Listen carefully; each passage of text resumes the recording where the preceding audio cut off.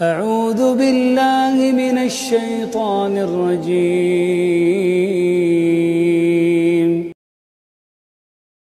ہمارے معاشرے میں قطع رحمی بڑھتی جا رہی ہے۔ اچھے دیندار لوگ بھی رشتہ داروں کے حقوق کا خیال نہیں کرتے، جبکہ رشتہ داروں کے شریعت میں بہت سے حقوق بتائے گئے ہیں۔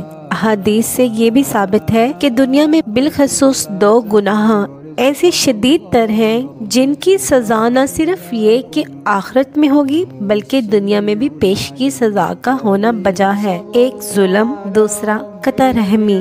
ابن ماجہ حدیث نمبر 4211، ترمذی حدیث نمبر 2511۔ رسول اللہ صلی اللہ علیہ وآلہ وسلم نے فرمایا، بغاوت اور قطع رحمی ایسے گناہ ہیں کہ کوئی گناہ دنیا اور آخرت دونوں میں ان سے زیادہ عذاب کے لائق نہیں۔ جامعہ ترمذی حدیث نمبر 410۔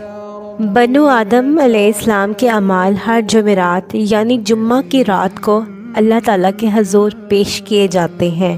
جو شخص قطع رحمی کرنے والا ہو اس کے اعمال مقبول نہیں ہوتے۔ مسند احمد حدیث نمبر 12758۔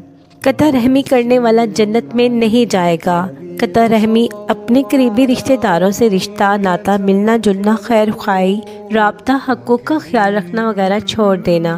صحیح بخاری حدیث نمبر 5984۔ یہ اس بات کی دلیل ہے کہ یہ فعل گناہ کبیرہ میں سے ہے۔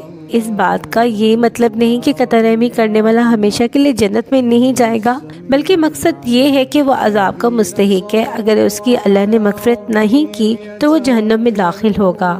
3 دن سے زیادہ قطع تعلقی جائز نہیں۔ ابو ایوب انصاری رضی اللہ عنہ سے روایت ہے کہ رسول اللہ صلی اللہ علیہ وآلہ وسلم نے فرمایا، کسی شخص کے لیے جائز نہیں کہ اپنے کسی بھائی سے 3 دن سے زیادہ کے لیے ملاقات چھوڑے، اس طرح کہ جب دونوں کا سامنا ہو جائے تو یہ بھی منہ پھیر لے اور وہ بھی منہ پھیر لے، اور ان دونوں میں سے بہتر وہ ہے جو سلام میں پہل کرے۔ صحیح بخاری حدیث نمبر 6077۔